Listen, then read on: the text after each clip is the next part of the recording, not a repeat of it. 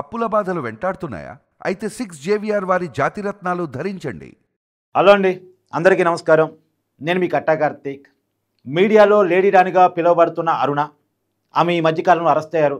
నెల్లూరు జైల్లో జీవిత ఖైదు అనుభవిస్తున్నటువంటి శ్రీకాంత్, వీళ్ళిద్దరి వ్యవహారం అటు తిరిగి ఇటు తిరిగి మళ్ళా కూటమికే చుట్టుకుంది.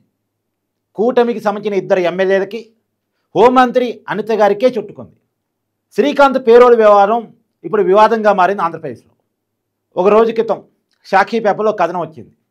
ఆ కథనం ఏంటంటే, శ్రీకాంత్కు పేరోల్ ఇప్పించింది టీడీపీకి సంబంధించిన ఇద్దరు ఎమ్మెల్యేలు, హోంమంత్రి అనిత.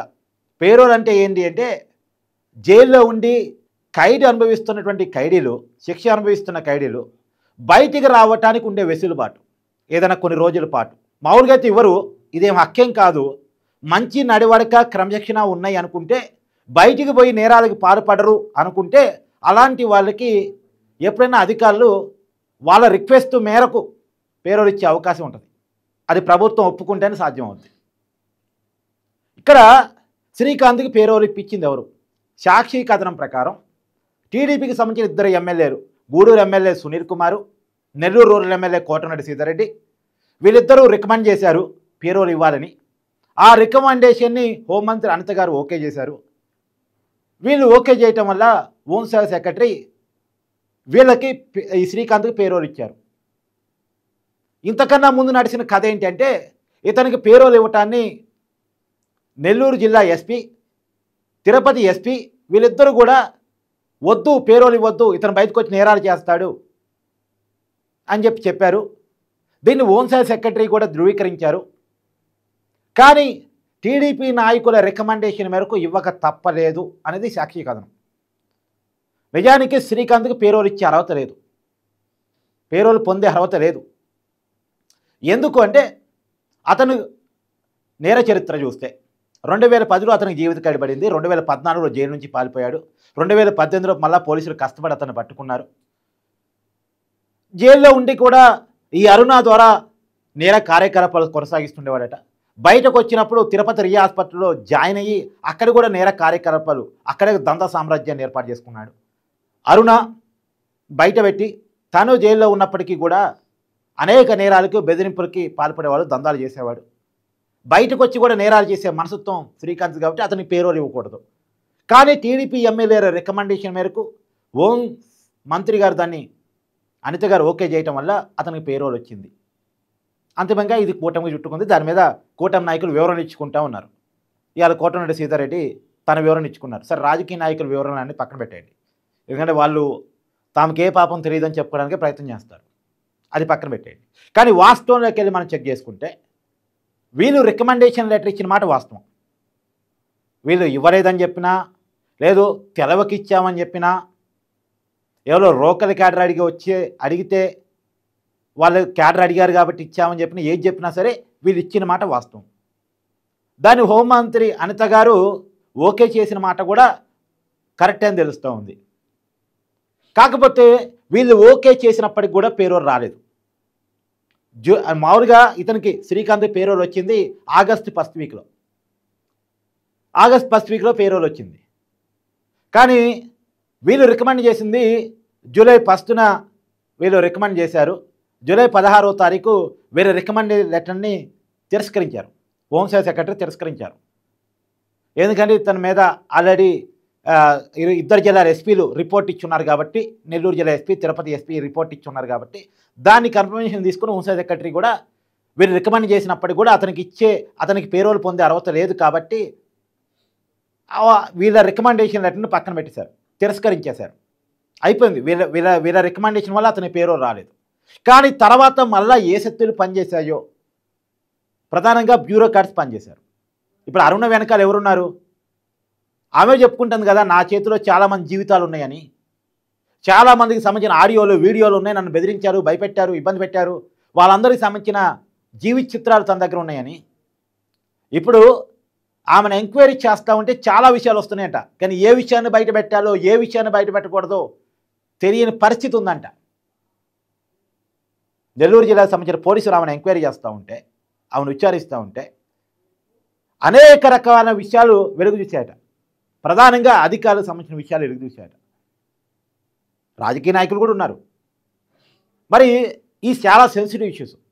ఈ విషయాలు కనుక బయటకు వస్తే చాలామంది అధికారులు రాజకీయ నాయకుల జీవితాలు బయటకు వస్తాయి అనే కారణం చేత ఏ విషయాన్ని జాగ్రత్తగా ఉంచాలి, ఏ విషయాన్ని మాత్రమే బయటకు ఇవ్వాలి అనేది ఇది పోలీసులు కూడా పెద్ద సవాలుగా మారింది అనేటువంటి చర్చ మీడియాలో జరుగుతూ ఉంది. అంటే నా సొంతగా మీడియాలో జరుగుతున్న చర్చని చెప్తా ఉన్నాను. కాబట్టి ఎక్కడో అరుణా చక్రం తిప్పి మొత్తానికి హోంమంత్రి కాదని, ఇద్దరు ఎమ్మెల్యే రికమెండేషన్ కాదని పక్కగా పెట్టినటువంటి పేరోల్ని ఆమె తెచ్చుకోగలిగింది అనేది అంటే వాస్తవంగా ఆగస్టు 15లో వచ్చింది. ఎమ్మెల్యేల లెటర్లు ఇవన్నీ కూడా జూలై 16 తారీఖు రిజెక్ట్ అయిపోయినాయి. హోంమంత్రి గారు చెప్పినప్పటికీ కూడా రిజెక్ట్ అయిపోయినాయి. ఎందుకంటే ఆల్రెడీ 2 జిల్లాల ఎస్పీలు, హోంశాఖ సెక్రటరీ కూడా దాన్ని ధృవీకరించడం, అతనికి పేరోల్ పొందే అర్హత లేదని ఒక అంగీకారానికి అధికారులు రావటం వల్ల, హోంశాఖ అధికారులు రావటం వల్ల పక్కన పడేసింది. కానీ మరి ఎవరో ఒక అధికారి చక్రం చెప్పారు, మొత్తానికి పేరోల్ వచ్చింది. ఇది వాస్తవం. కానీ మీడియాకి ఏం కావాలి, సాక్షికి ఏం కావాలి ప్రత్యేకించి? దీంట్లో టీడీపీ నాయకుడు రికమెండేషన్ కావాలి, హోంమంత్రి గారి ధృవీకరణే కావాలి. మామూలుగా హోంమంత్రి అనిత గారు ఏం చేస్తారు, టీడీపీకి సంబంధించిన ఎమ్మెల్యే ఏదైనా రికమెండ్ చేశారనుకో, సహజంగా అదే పార్టీకి సంబంధించిన వ్యక్తి కాబట్టి కొంత ఓకే చేస్తారు. తర్వాత సెక్రటరీ చెప్తారు, ఇది పరిశీలించి నిర్ణయం తీసుకోండి అని చెప్తారు. పరిశీలించి సెక్రటరీ నిర్ణయం తీసుకుంటారు. ఆ పరిశీలించి తీసుకున్న నిర్ణయంలో భాగంగానే ఇవి రిజెక్ట్ చేశారు. ఆమె బలవంతంగా ఓకే చేయాల్సిందే అని ఒత్తిడి చేసి ఉంటే హోంమంత్రి అనిత గారు రికమెండేషను అమలు చేయాల్సిందే అనే ఆదేశాలు ఉండుంటే జూలై 16వ తారీఖే శ్రీకాంత్ పేరోలు వచ్చి ఉండేది. కానీ ఆమె ఎక్కడా కూడా ఆదేశాలు జారీ చేయలేదు. ఇతనికి ఇవ్వాల్సిందే, ఇస్తేనే అనేటువంటి పదం వాళ్ళే. దీన్ని పరిశీలించండి అనేది సహజంగా టీడీపీ ఎమ్మెల్యే నుంచి వచ్చినప్పుడు కాదు అని ఆమె చెప్పదుగా. కాకపోతే నేనేం చెప్తున్నా అంటే టీడీపీ ఎమ్మెల్యే జాగ్రత్తగా ఉండాలి. మనం ఎవరి తరపున రికమెండ్ చేస్తున్నాం అనేది జాగ్రత్తగా లేకపోతే ప్రభుత్వాన్ని బదనాం చేసిన వాళ్ళు అవుతారు. ప్రభుత్వం బదనాం అయితే మీరు బదనాం అయిపోయినట్టే లెక్క. మీరు చేసే పనుల వల్ల ప్రభుత్వం బదనాం అయితే మీరు కూడా బదనాం అయినట్టే. మొన్న వైసీపీ వ్యతిరేకత కూటమి గాల్లో దాదాపు చాలామంది ఎమ్మెల్యేలు గెలిచారు, 164 మంది గెలిచారు. దీన్ని జాగ్రత్తగా కాపాడుకోకపోతే, ప్రతి చిన్న విషయాన్ని జాగ్రత్తగా పరిశీలించి కాపాడుకోకపోతే మీ మీద విషయం చెమ్మటానికి అవతల చాలా శత్రువులు రెడీగా ఉంటారు.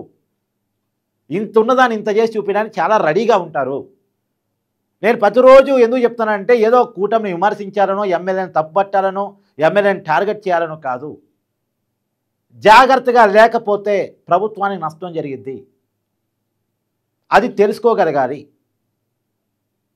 ఇప్పుడు ఏ వివరణ ఇచ్చినా సరే ప్రజలు తీసుకోవాల్సిందే తీసుకుంటారు. కాబట్టి జాగ్రత్తగా ఉండాల్సిందే. ఏదైనా సునీల్ కుమార్, కోటమిరెడ్డి సీతారెడ్డి చేసింది 100% తప్పు. ఆ శ్రీకాంత్ నేర చరిత్ర తెలియకుండా, తెలుసుకోకుండా, లేదా తెలిసేనా ఎలా ఇస్తారండి అతని పేరోలు ఇవ్వమని రికమెండేషన్? కాబట్టి జాగ్రత్తగా ఉండాలి. ఏదైనా అరుణకి అన్ని రాజకీయ పార్టీలతో ఉన్న సంబంధాలు మాత్రం ఇక్కడ మనకు క్లియర్గా అర్థమవుతున్నాయి. అన్ని రాజకీయ పార్టీలతో కూడా ఆమెకున్న సంబంధాలు. ఆమెకి గతంలో వైసీపీ హయాంలో పెద్ద ఎత్తున పనులైనవి, కానీ ఇప్పుడు పనులు కాలేదు, కానీ చేపించుకోగలిగారు, అంతిమంగా చేసుకోగలిగారు. ఎమ్మెల్యేలతో పట్టుకొని చేసుకుందాం అనుకుంటే కాలేదు, కానీ అంతిమంగా పేరోలు తెచ్చుకోగలిగారు. ఆమె చెప్పారు ప్రెస్ మీట్లో, ఆమె ఓపెన్గా చెప్పారు, వైసీపీ అధికారంలో ఉన్నప్పుడు ఒక మాజీ మంత్రి కొడుక్కి నేను 11 లక్షలు ఇచ్చాను శ్రీకాంత్ని పేరోల మీద బయట తీసుకొస్తానంటే అని. మరి ఆ మాజీ మంత్రి ఎవరు, ఆ కొడుకు ఎవరు, ఆ విషయాలు ఇప్పుడు బయటికి రావాలి. ఆమె అనతి కాలంలోనే అమాంతం ఎదిగారు వైసీపీ అధికారంలో ఉన్నప్పుడు.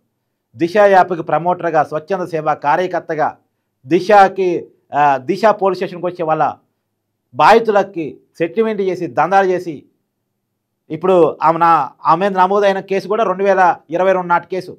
మురళీమోహన్ అని చెప్పేసి ఒక గూడూరులో ఏమో ఫ్లాట్లో అద్దెకుంటుందట. ఆ ఫ్లాట్కుండే ఓనర్ని ఆమె బెదిరించింది, ఆ ఫ్లాట్ నాకు రాసివ్వమని.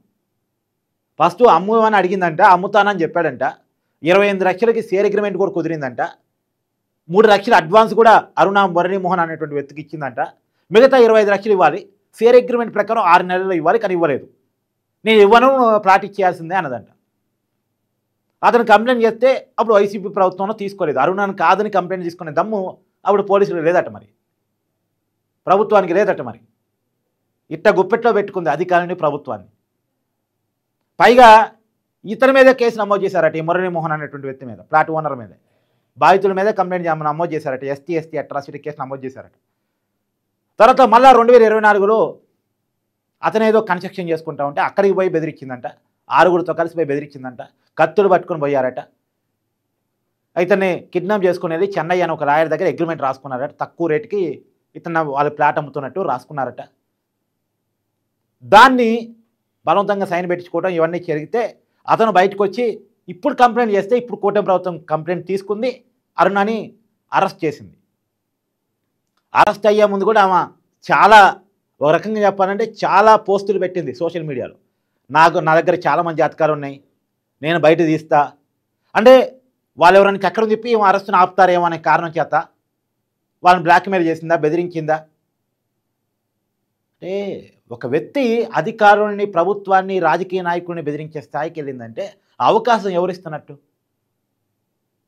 జాగ్రత్తగా ఉండాలి. లేకపోతే ఇయ్యాలేదో బలహీనతలుగా లొంగిపోతే రేపు జీవితం అలాగే అయిపోతాయి. అధికారులు, రాజకీయ నాయకులు అందరూ జాగ్రత్తగా ఉండాలి. ప్రజా జీవితంలో ఉన్నప్పుడు చాలా జాగ్రత్తగా ఉండాలి. ఒక పొజిషన్ పోయినప్పుడు చాలా జాగ్రత్తగా ఉండాలి. సంపాదించుకున్నటువంటి పొజిషన్ మొత్తం కూడా ఒక ఆరోపణతో కొలాప్స్ అయ్యే అవకాశం ఉంటుంది.